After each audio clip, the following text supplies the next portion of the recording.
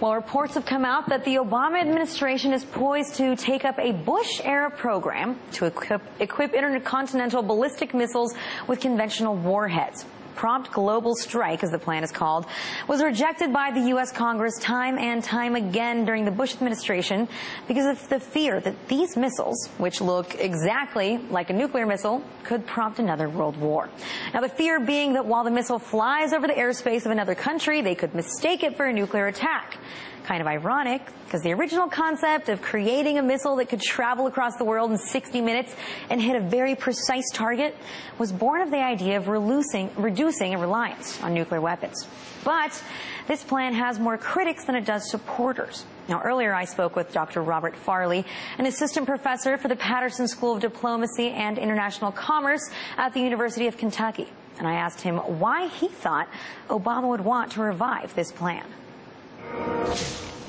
One reason I think that the Bush administration decided to scrap it is that Congress was pretty hostile to it, and they despaired of ever getting it through Congress.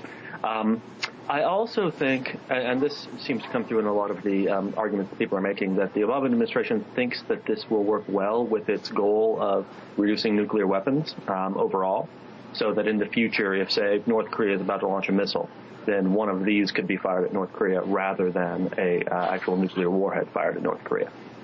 But, therein lies the irony, too, right? Because people are saying that although you could perhaps hit a more precise target with these missiles, that if they're flying over another nation's airspace, they could see it the wrong way because this thing looks just like a nuke, and then they also will end up kind of, going into some kind of an attack. Do you think that that's a true statement, that this could lead to nuclear war?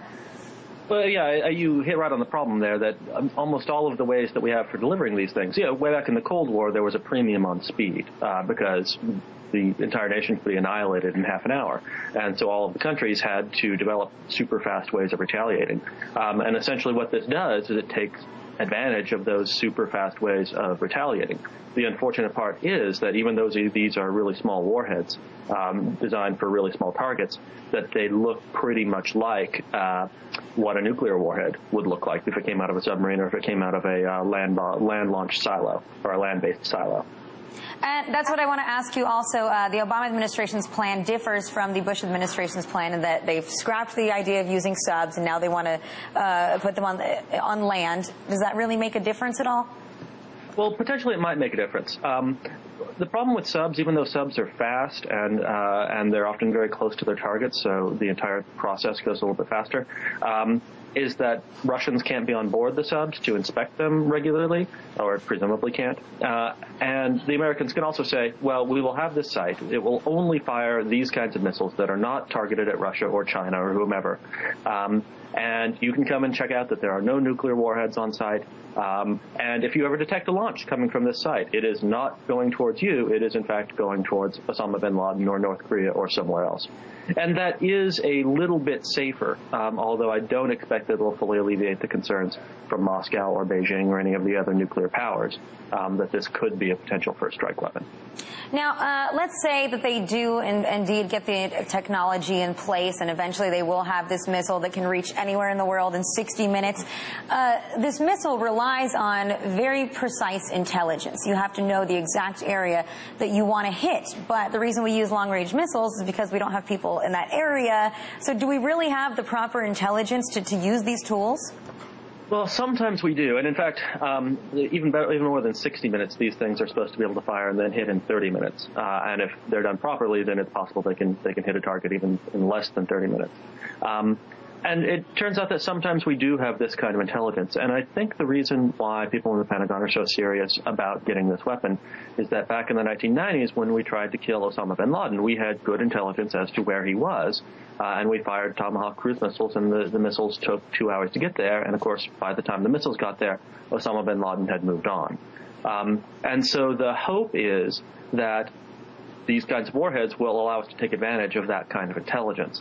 The problem is that we don't often have that kind of intelligence, and we don't always know whether that intelligence is accurate or not. So in other words, we may think that Osama bin Laden's a particular house, and then find out later that we just killed some family. So that's part of the problem.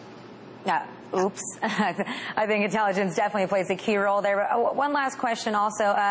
Is there any chance right now, Obama just held a nuclear security summit and everything is focusing on keeping nuclear materials out of the hands of terrorists? They are now the threat and it's not nations. Is there any chance that technology like this, if and when it is developed, could get into the wrong hands, or is it just way too far away from them because it's so technologically advanced? Well, the latest stuff that Obama is, or the administration is advocating producing, which is the thing you mentioned, this hypersonic cruise missile vehicle or something like that, is very high tech and is very hard to develop and would take anyone else a long time. And it probably wouldn't be very interesting to terrorists anyway, who don't want precision strike, right? They want to blow up a bunch of stuff.